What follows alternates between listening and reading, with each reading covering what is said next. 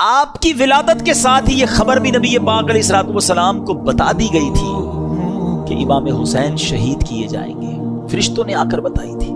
اور ایک فرشتے نے تو آپ کو اس جگہ کی مٹی بھی لا کر دکھائی کہ حضور یہ وہ جگہ ہے جہاں امام حسین کو شہید کیا جائے.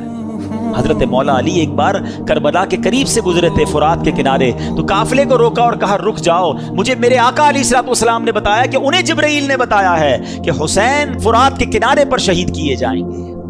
یہ سب کیا تھا؟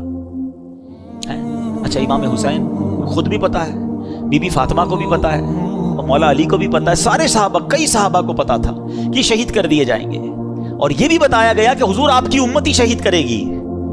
لیکن ایک بڑا جس کو کہنا کہ ریلیونٹ کوسچن پیدا ہوتا ہے کہ پوری لائف میں کہیں پر بی بی فاطمہ نے نبی پاک علیہ الصلوۃ والسلام سے عرض کیا ہو کہ اے بابا جان، آپ حسین سے اتنا پیار کرتے ہیں، میرا